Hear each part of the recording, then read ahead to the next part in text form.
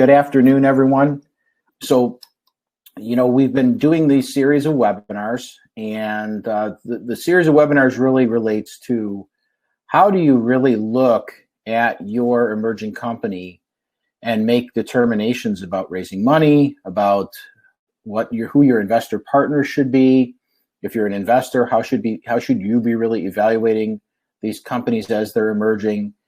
And this one is kind of an important. We may have to do a second. I'm going to give you some information today that's very rarely seen. People don't actually see live case studies like the one I'm going to show you, because all of the information we've been providing you in the past sounds really nice in theory, but we are not very theoretical in our group. We're very practical.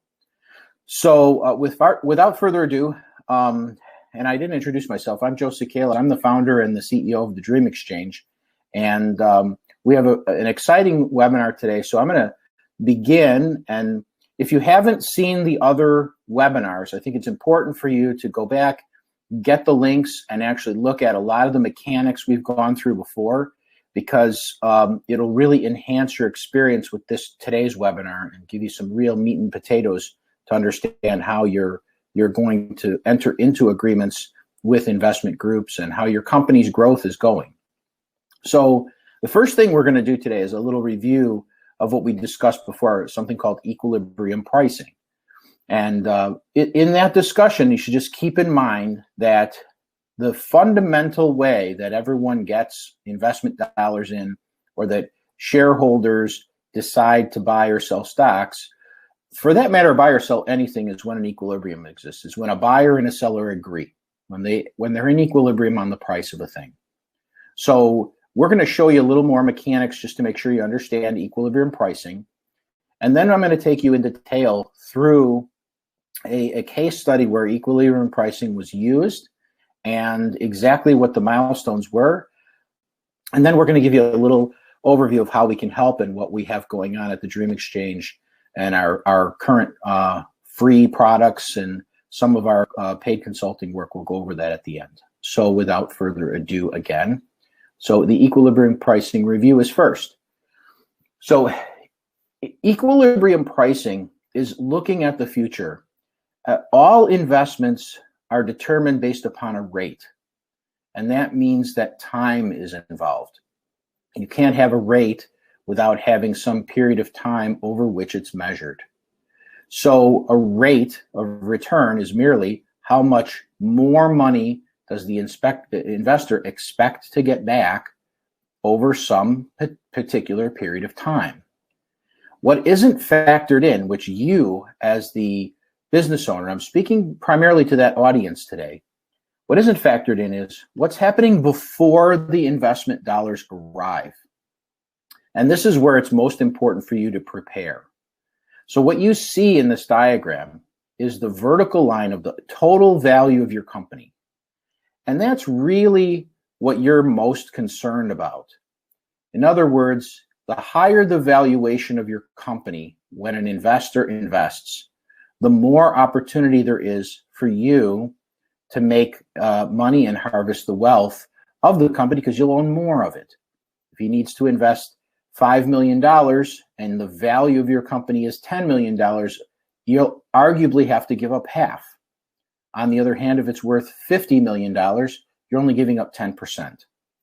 So when we look at that vertical line, what's most important going into and preparing for, that's called the preparation phase, preparing for all of what's needed to communicate with investors, you must really factor in those three lines that you see before the deal date. So that vertical line is the date that the funds arrive. In preparation, identifying key characteristics. What are the key things that you need to understand about the trajectory of your company and its value? And those are planning for the future milestones. Now, if you are not planning for them, or you're not taking steps to determine how you're going to utilize the funds and how long it will take once you get the funds to really expand the company, that is a failure in the preparation phase. It's actually what we're trying to help companies with now. What do you need to know before you enter into the conversation? How should you be preparing the information you deliver? What are the key action items you need to take? Those are things you should be doing today if you're looking at the future of raising funds. If you're an investor, you should be evaluating that. It's not just did they make a milestone if you're investing in the company. It's whether or not they have the confidence and the estimation of the effort to make those milestones. Those factors we've talked about extensively in the prior webinars. On the other hand, today what we're going to talk about is once you've made those determinations, once the first phase is completed and the funds arrive, what happens next? How is it that the overall value of a company is increased after investment funds arrive? And what are the key factors in determining whether or not that value can be achieved? So here's what you see. That yellow line is a very linear line. In algebra, it would say it's going up one and over one, up one and over one in a very linear way. Now, most people plan their business cycles using linear graphics like this. That linear graphic really never holds out to be true. Life doesn't work that way. Flat lines don't happen in life. In general, what happens is there are ups and there are downs. Estimating the downs is as important as estimating the ups. And just taking a wholly optimistic view can cause you to fail just as much as taking a viewpoint that in the down period, everything is hopeless. So you have to kind of remove the emotional ties to what you're trying to accomplish and look at it in a very realistic way. One up, one over generally doesn't work. So what is it that we do that's a little different? And like I said, this is an overview. We have more graphics on this in the other webinars. But what are we doing when we talk about creating an optimal price that we call equilibrium price optimization? Well, the first thing we're doing was we're trying to figure out what is the rate of return that an investor is expecting. What is the conventional market in your business? If you're a certain industry or a certain type of business, what are your competitors doing? How fast do they grow? What's a normal rate at which the value increases? Once you know that, without comparing yourself, in other words, without looking at yourself and saying, well, you know, I often say it this way, to compare basketball players. Is LeBron James better than Michael Jordan? Well, that's an unfair comparison. They're both great players. They're just different. Now, what you have to do is something very similar in your business. You actually have to decide what are the key characteristics that make you great? What makes your argument for why you are the better player?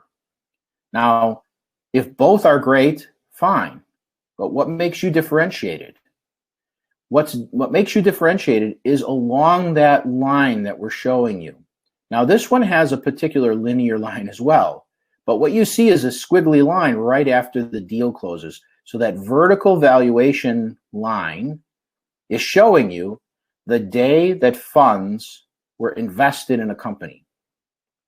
Well, the day after the funds have been invested, everyone celebrates. The value, in fact, has gone up. You've made a key milestone. Investment funds have arrived. But what are you going to do? You're going to spend them. And the rate at which you spend them over the deployment and expansion phase will really determine how your value is calculated in the future. Now, what we're trying to do is help companies predict better what that spike in value is, and then it naturally declines as you spend the money. In other words, this is a simple example. Let's say you needed a piece of heavy equipment. This has been a frequent story throughout my many, many years of doing this. We need a large piece of equipment to expand our production. Investors help by securing the money to buy the equipment. So the money arrives. Now you're better off. Why? You have the ability to buy the equipment. Then you buy it. You've spent the money and you have a piece of equipment. The equipment isn't producing yet. It's just arrived. When that equipment arrives, you then have to turn it into future sales. You have to turn it into production. There's some period of time between the investment, the arrival of new equipment, and the increased production that you're able to use from the new equipment. And I find this a lot in really good engineering companies that are very sophisticated in making good products. They're often saying, if I only had a better lathe, if I only had a better CNC machine, if I only had better equipment to produce my products, I could make a lot more sales. On the other hand, the equipment doesn't make any sales. The equipment, it gives you the ability to produce more products. So if you haven't really planned for how that equipment can be fully utilized, or if it's not existing orders that when the equipment arrives, you're just going to start selling like crazy, that investment in equipment can bear a very long decline. The sales may never come if you're not smart about it. So you see that decline looks a bit like a J, where the decline comes in, and you see there's a red arrow that shows the duration of that trough. To call it a complex thing, it is the bottom portion of that is the inverse vertex of that curve. We actually calculate that. We have to look at that bottom and say to ourselves, how long will it be before the funds that we just raised are going to help us increase value? Now, I gave you a specific example. That specific example I gave you relates to sales. That's one that everyone relates to. On the other hand, increased sales may not be what makes your company more valuable in the short run. In fact, very often with an emerging company, it's meeting a milestone. It's getting things put together so that you can get to the next level and the next level where you can actually even produce the product at all. For example, if you have to pilot your product, if you have to get your prototype out the door, well, those prototypes generally don't increase any sales. But once you've accomplished the prototype, once you've gotten the patent, once you know that the process works, once you know that your products can be widely sold, now you're very valuable. You haven't made a single sale. And I'm not just speculating on this. The greatest companies in the world today are operating on that very basis. I always use the example of Tesla. Tesla Motors didn't make money till last June. They weren't profitable for many, many years. So how was their value and their stock price consistently increasing? Milestones. They consistently made milestones towards becoming the largest electronic mass-produced auto manufacturer in the world. That's very, very valuable. It's extraordinarily valuable. In fact, it carried them through every quarter of their public company until June of 2020. Now that formula, that applies directly to you, because that curve, the length of it and the depth of it, will reoccur. So that straight line that you see the black straight line leading to the red box, that's not necessarily so either. It tends to go up and down all along the way, so long as it's ever increasing. And it increases because you've made milestones. Now, what we do at the very end is we're not actually looking at the tip of the black arrow. We're looking at a range. We're looking at the range for what's the earliest and highest, which would be the upper left corner of the box, or what's the earliest and lowest, which is the lower left corner, or perhaps it's the other two corners. What's the latest and highest, or the latest and lowest, a range. So if you can actually predict within a range of the future, you can then begin good estimations on the internal rate of return, or IRR. When you've done that, you can look at your company's value today and decide how much money do you need? And if you spend that money, how will your expansion go? it'll generate what's called a minimum ownership floor. How much is the absolute bare minimum of the company you're willing to retain? It also generates a maximum ownership, a ceiling, if you will. How much of the company can you possibly own and get the minimal amount of investment dollars so you don't sell too much of your company? Now, there are numerous other factors that go into estimating this, but that curve repeats itself over and over and over again. And the entirety of the curve, each one successively, they're all going to make successive increases to the value of the company so long as you've correctly targeted your milestones. And that's what the bulk of today is going to be about. So if we look at a case study, now this company was one of our merger acquisition firm clients. It was one of our pilots. It's how we experimented. We took the company as a guinea pig with their consent and looked at how equilibrium pricing would work in action. We laid out a long-term plan for the company, a 5-year, almost a 6-year plan. And during that process, we identified all of the action items that were needed. So you should be compiling in your own mind, you're all operating your companies, what are the key action items that I need to accomplish? And if I accomplish it, how much more is my company worth? If you can accomplish that, if you can really write down that list, then you can at least begin the process of estimating value. Now you'll notice I haven't said increased sales and I haven't said increased profitability one time. What we're talking about is, what are you accomplishing? What is the value of your idea? The idea of having a thing that can then someday produce a lot of sales and gross income and net income to the company. So this is how it really works in practical action, okay? So the company that we worked with was a 90-year-old company. It was located in what we call the Rust Belt of the United States. They made things. They actually manufactured products that most of us use every day, but they were very small. In fact, their manufacturing involved purchasing a lot of steel and copper and aluminum and wire, a very easy to manufacture product. On the other hand, a product that required a lot of raw materials. It also was very labor intensive. So low tech company with a lot of labor in a single factory. And that low tech nature meant that anybody could really get into the market. So they had very valuable customers. Remember, they were around for 90 years. So how could they expand? What were their ideas? Well, they had this national distribution network and they had a catalog.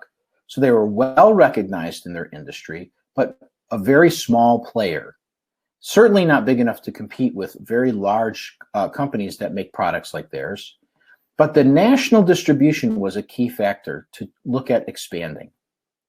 They also wanted to make sure that the inherent value in the company, the 90-year-old history, was something they could exploit. They had valuable investments in industry certifications for their product. They weren't patents. They were just certified to produce the product. So a certification, something like an underwriter's laboratory certificate. So those certificates that are given to electronic products, for example, the products can't be purchased or used by other companies unless underwriter's laboratory says, I'm giving this a thumbs up. So how could they expand on all of these factors going into a future? And their ultimate goal, very, very small company, was to become a public company, just like what the DreamXChange is hoping for all of you. All the companies that are approaching that may want to someday create a very large company, or certainly a larger company traded on a smaller exchange like the DreamXChange. Well, how could they get on that journey as well? What were the milestones they needed to accomplish to get to that level of production? So that background went into all of the planning. Now, mind you, and I'll talk about this at the end, what was the strategic plan? What was the strategy? And a strategy is of utmost importance. Most of the famous military campaigns in our history involve deploying an outstanding strategy. Sometimes even bad strategies, if they're executed well, will work as well.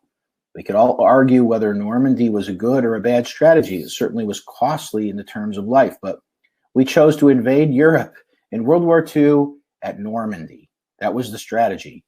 Invade at Normandy and head straight to Berlin. Well, you could argue about whether that was a good or a bad strategy, but it worked. The war is over. And this is something that was planned months in advance. That's what you should be doing. And the planning of this involves looking at your company over a period of time. And what are the milestones? What do you need to take first? Well, first, the generals needed to take Normandy before they could take Berlin. So in the sequence of steps for you, you have to determine, proverbially, what is your Normandy? And when we look at this on this case study, you can see right now that red curve is the actual equilibrium pricing value curve of the company's shareholder, the main shareholder, meaning this was the individual who owned the company, not the total value of the company. In fact, what I haven't provided is how much of the company he owned in the beginning and how much he owned at the end. And just to give you an idea, in 2006, he owned 1/3 of the whole company. And by 2014, I think he owned less than 5%. However, when you look at the right side of the case study, you'll see that the value of what he owned, it went up, 1,000%. He owned very little of it. Well, the planning of the curve, we didn't know exactly how the exact nature of the increases in value would come, but we knew that if we made certain milestones, it would go up, and it would go up significantly, so we could plan. So what was the first thing we had to do? Okay, well, the first milestone, sorry, this is where the glasses will come in. The first thing we had to do was have that shareholder who was going to become the sole owner buy out his partner. Now, that didn't involve very much investing. It was a lot of bank lending, but it was a good plan over a 2-year period. Well executed, the man who wanted to make this company a public company carefully planned to make this milestone. How can I buy my partner out? He wants to be bought out. He doesn't want the long-term plan. Excuse me. He's older. He wants to retire. So if he's an obstacle to the future plan, we need to have him be bought out. Excuse me again. So that partner buyout milestone actually increased the overall value of the company. And then at that time, the sole shareholder, the single person who owned the entire company, was able to freely execute the next sets of plans. Those next sets of plans involved taking on partners, investors. But what was important to the investors? Well, the importance to the investors was, what is the plan to expand the value of the company? If we give you $1 today, how much in value can we expect years later? What's the rate of return? And if you can't explain the milestones and why executing those milestones with those investment dollars in a clear and concise way, and really understand what the estimates are, what the effort is to make those milestones, you're going to have a very difficult time raising the money at all. But more importantly, even if someone's willing to invest in you and your company, if it's not clearly defined what direction you're headed, a lot of difficulties regarding whether or not things are good or not can be debatable. Because you can see later on, there's that trough. The value of the company, in fact, did decline, and it declined after investment partners were taken on. So what was our second milestone? Well, the second thing we had to do was create a new manufacturing facility. Remember, I told you it only had one plant? That was a very complicated milestone, but it was very well planned out. In fact, that milestone happened within 4 months of receiving investment money and within 4 months of closing out the first partner. So it was very quickly done. And in fact, the value went up. We got money, and you see here, the value on the red line goes up. It stays level for a little while they adjusted to make that manufacturing plant work. Then it actually fell, and fell in part to two things. The aftermath of 2008 and 2009, where lots of orders for their products declined. They didn't plan for that. But in addition, they still weren't able to fully make all the sales yet. They had a new plant, they had new employees, they were getting accustomed to how the production lines would work. They were getting accustomed to how to do new orders and increase those sales. That took some time. It took more than a year. But during that process, we were also talking with another company, another Milestone, because this is a key factor, and it's a key factor for everyone. What are all of the products you have available, and how well do they help other people to survive? Well, in this instance, these products, like I said, some of this is confidential, so I can't really give you the full details, but these products are a necessity. Most electronic devices can't work without having one or more of these products in them. So we knew that the market was always going to be buying them. They're an indispensable part of life. Can you use electronic products today without all the components? No. And could we dispense with using computers and phones and generators and lights in our home? So this was in the chain of electronic transfer of electricity that was an indispensable product. So there was nowhere to go but up if we executed on these action items really well. So that being said, getting a good investment partner and getting a company as well that they could merge with to complete the full menu of all product offerings. In other words, what's referred to as a vertical integration, another set of products to complement the products they already had. That was a key milestone. So that merger with another company offered an increase in sales of the already existing plant. The plant wasn't at capacity. So when you look at the next milestone, you'll see it says public reverse merger. So in fact, two milestones were accomplished with this next one. One was getting another company to partner with them, a strategic partner that could increase their sales.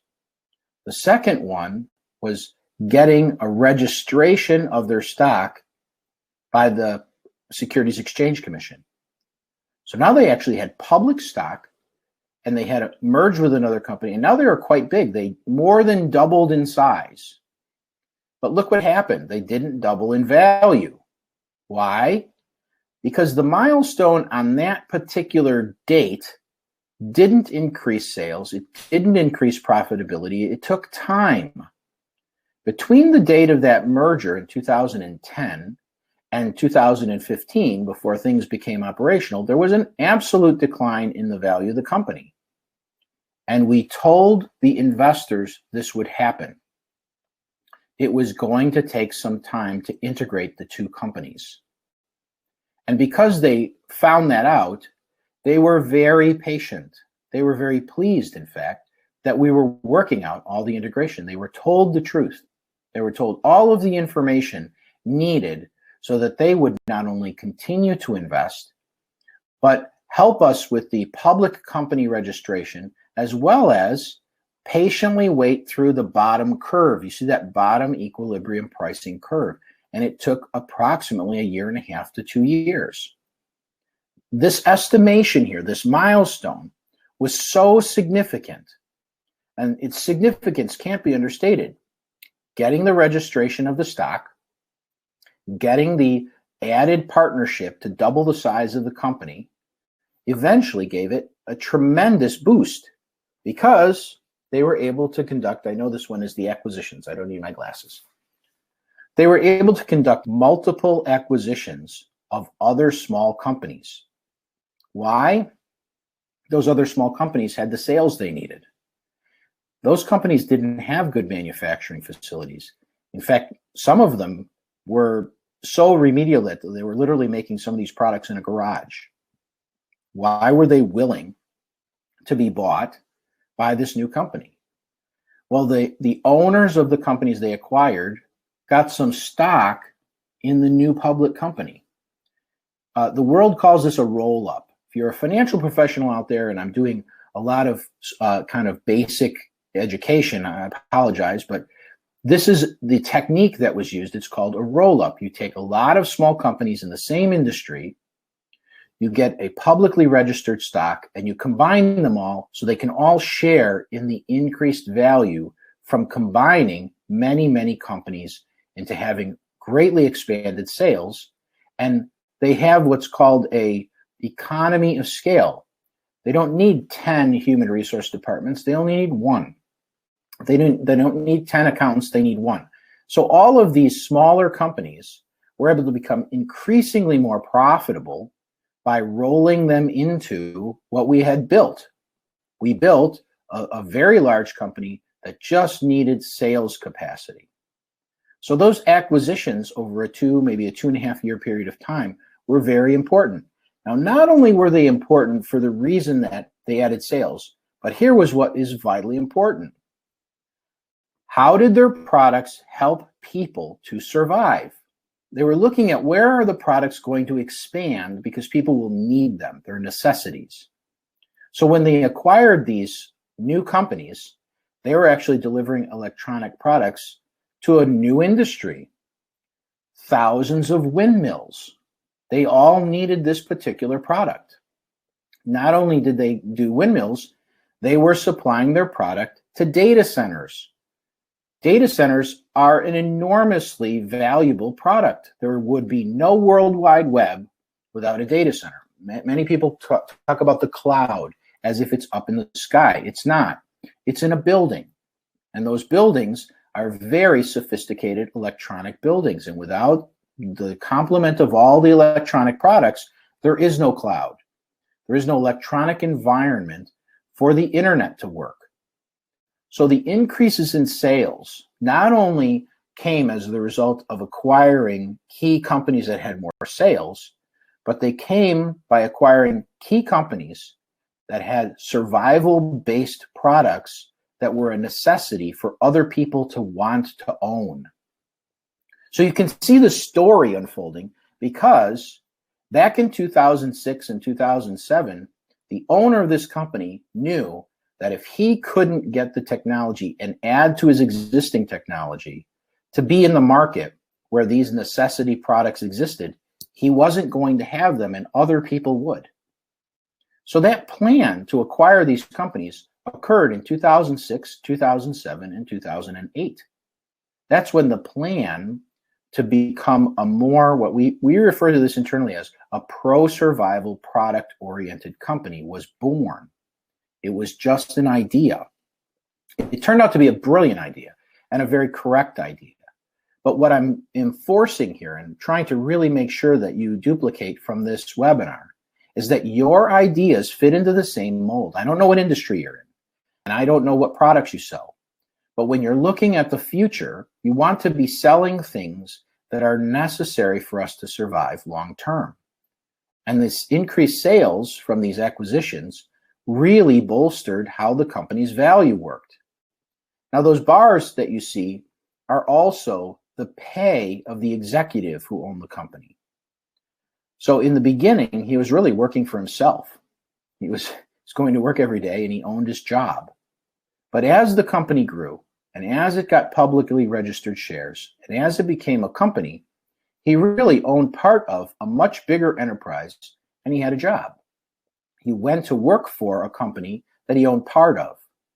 But the value of the company had expanded so greatly and its purposes were so shot in the right direction that the value of his shares and the value of his salary consistently increased. And what you see here now is the real end game success story. What happened next?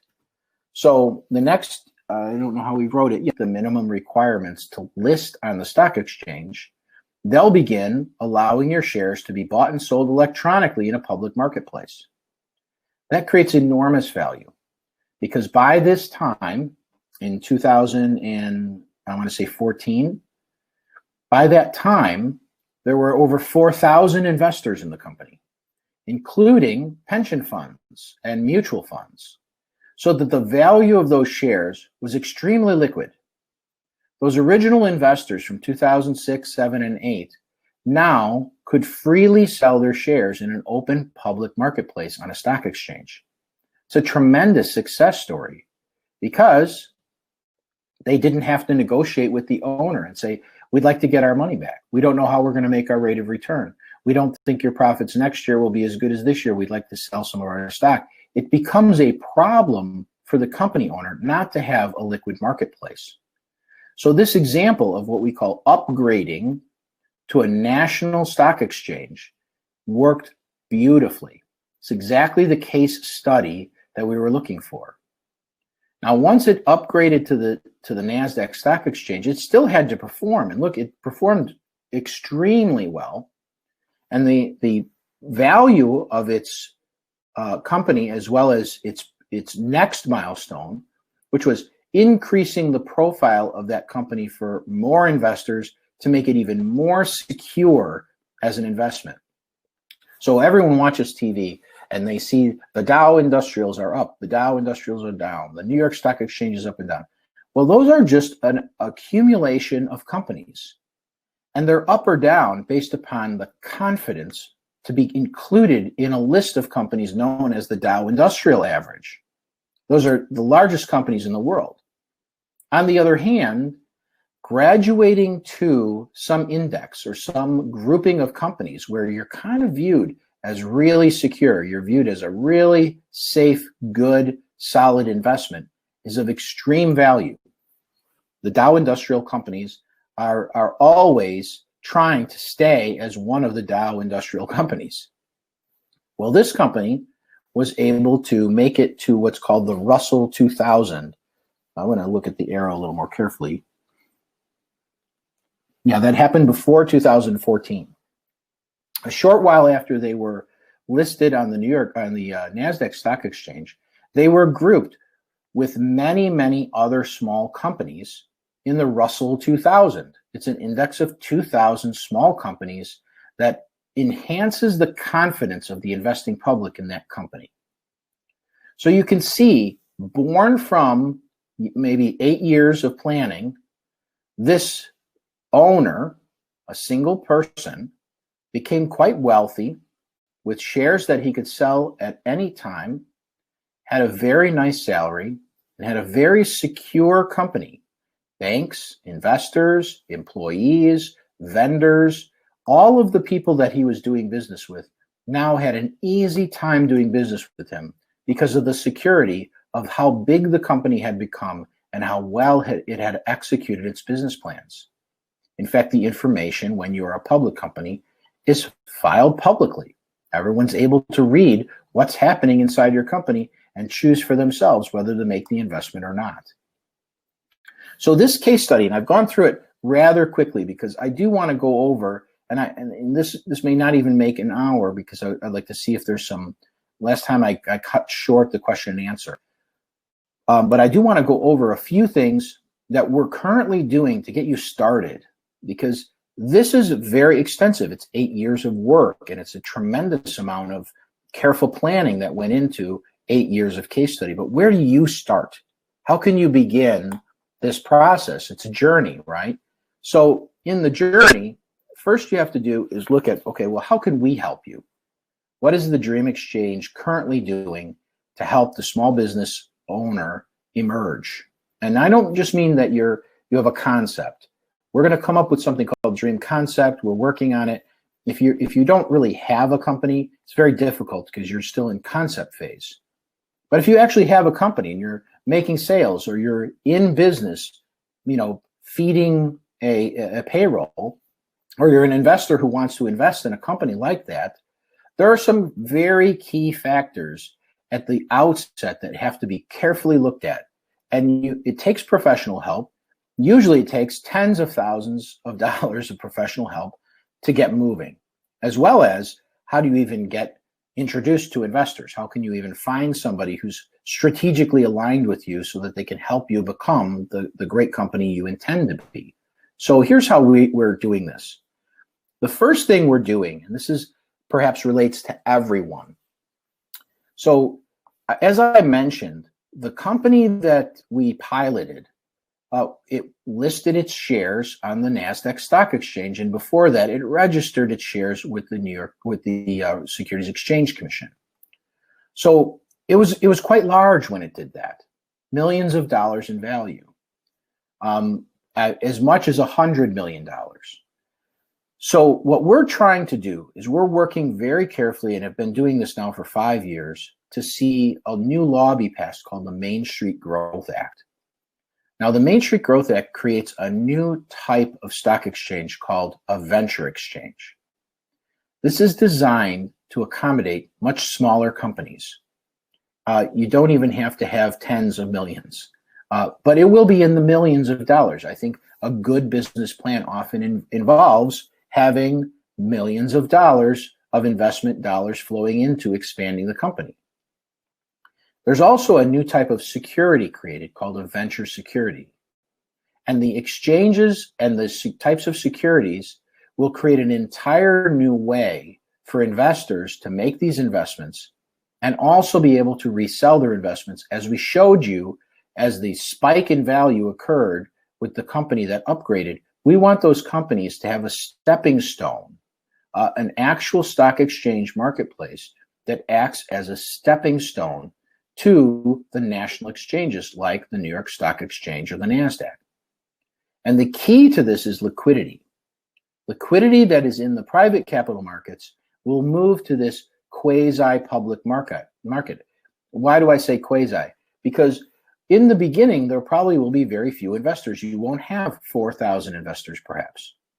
I mean, maybe you will, but on the other hand, you may have hundreds of investors. But at least you'll have hundreds of opportunities to have people investing in your idea and your company. And when they want to sell, they're in a secure, investor-protected stock exchange environment to get liquidity, and so will you be. So the key to getting the liquidity is having access. And access to investors, and access is probably the key word throughout all of this. How do you meet, communicate, and be compliant with the securities laws when meeting investors and when investors want to invest in the company? So investors are looking for access to small emerging businesses, and vice versa. The small emerging business is looking for access to the investors. And it has to also be, and as I mentioned before, all of the information about the companies is made available to the public. So there's a transparency. The transparency is important for a number of reasons. One, you want to make sure you're telling the investors what's occurring. And remember what I told you. The decline in the value was known, and it was reported to the investors, and they were fine.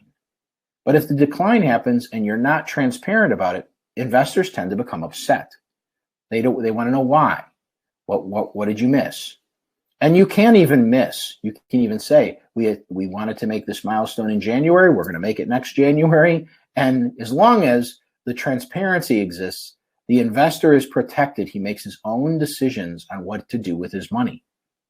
So the Main Street Growth Act provides a vehicle to create an entire new paradigm of investing and capital resources to small companies and small company investors. Now, we're very far along. The bill is actually pending in both the House and the Senate right now. It actually passed the House of Representatives unanimously and the Senate in 2018. And except for the government shutdown, it actually would be the law today. So obviously, the political landscape, we're days away from a political election. So there's a lot of politics involved that have really nothing to do with the policy of this new law. On the other hand, I expect that it is an idea whose time has come, and I don't think it's much more when the law will pass rather than whether it will pass. So perhaps the political landscape will calm down a little bit, and we'll see this great new law made available to all of us. So that's the first thing that we're doing. And if you're interested in that, you can actually click. There's going to be an offer at the end of the webinar for you to go and say, I'd like to help support the Main Street Growth Act, and we can help you. Our senior executives can help point you in the right direction for how to help this legislation pass. The next thing we're doing I think is just really novel. I'm in love with our product called DreamXConnect. Now, DreamXConnect is, I'm calling it social media for the small company and the small investor. It's like it's a complete messaging system file. You can search each other just like you would look for friends on Facebook. You can see who it is that's in there that's interested in you and you're interested in them. There's available, and this is free. It's a social media. You email and we'll send you a password, and you're in DreamXConnect, and you can participate in the community of people who are interested in this type of environment. And it's a great way to connect up with strategic people. We have one company already. We've been doing this probably, it's a little more than 2 months. There are hundreds of companies that are already in. There are hundreds of investors already in. And what's really fantastic about DreamXConnect is we have our first company that announced to us, hey, we found a strategic partner. It looks like they have capital, they have strategic relationships, and they're going to be off to the races making their own agreements long before the Dream Exchange launches. So we're really proud of the fact that access to one another through a social media styled platform called DreamXConnect is made available to you. And I think it's a wonderful option for you to take advantage of. And that's the first way we're helping is a free social media platform. Now, the second thing we're doing is we're providing a very quick, what's called introductory company analysis. This is done electronically. So as I told you before, all of those plans and what's your products and how will an investor look at your company? Well, we have an automated process customized to your company and customized to your industry that can drag out an industry analysis and report that you generally can't have access to. You have to pay thousands of dollars for. And this is also being made available for free. So if you fill out an intro company analysis, we can help score the different areas of your business based upon, we've done hundreds of deals. Our team has over 100 years of experience, and we designed this product to be an electronic product that you can get it back in 48 hours. If you fill out all the information, as soon as you fill out the information, we can run the analytical tools and send you back a summary and say, look, you're weak here, you're strong here. These are things you should be looking at, and it's all in an executive summary format that you can read and kind of do your own internal analysis of how to make those strategic plans, just like that company in our case study. It's a first step. How do you get started? This is a good way to get started. And we're offering this for free as well. So preparing an intro analysis and joining DreamXConnect will get you in the environment of thinking about strategic plans and how will I exit? Someday, how will I harvest the wealth that I've created so that I can work on my company rather than in my company? So that's the second way we can help. Now there's another product that we're working out, and it's almost fully automated, if not already fully automated, but there's some increased human interaction with senior executives at the Dream Exchange. It's called the Strategic Capital Development Plan. That's exactly what was done for the case study company. Now, what we've done is it's sort of like a lighter version, and we're making this available right now for about $3,500. And inside of it, we're going to help you, and like I said, much of it is electronically driven, automated, but you'll also get to have direct contact with Gus Tucker, who's in charge of this program, and you can look at what's called the present time scene, what's happening right now in your company, and what's happening right now in your industry. So we do an analysis of your industry as well. And then you remember in the case study, what are your expansion action items? What are those milestones? What do you have to create that's going to increase the value? And what are they worth? What happens to you if you do get the holy grail of your particular business, and how much value have you created? Once you have those items, then we can help you forecast that equilibrium price. We can help you forecast what your value will look like accomplishing those milestones. Now, we're using a bit of finance and mechanical finance tools, but it's really based upon your industry and your products. So in fact, if you have the industry and you have the products, Now the finance can be applied correctly, and we can really look at your enterprise value. And then we can also look at how you equilibrium price. Like, what's fair for you? Do you have to sell 90% of your company or 10%? It's interesting to me because I've watched the Shark Tank, and most of the people on that television show are making the decision as to how much of their company to sell in a matter of minutes. They're sitting negotiating, saying, I'll give you 20% for $500,000, et cetera, et cetera, et cetera. And those are very tough decisions. Making those in a matter of minutes is very difficult to do. It's an interesting show. However, if your company is your life, the way mine is, you might want to do a little more careful planning and determine what is an equilibrium, what's a good agreement, what's fair. If I make all these milestones and all I needed was a little bit of money to do it, well, boy, I don't want to sell my entire soul to my investor. We also provide investor research. So who are the people investing in your industry and companies like yours? Who are they? What do they invest in? What deals have they done? It's not an in-depth analysis of the investor, but we research for you and add value by providing you with some key industry players and what they've done. And also we'll assist you in getting you connected. We'll do a hands-on assistance to make sure your DreamXConnect profile is completed and that you are fully in the DreamXConnect social media system in a way that helps your strategic plan. So I love this strategic capital development plan.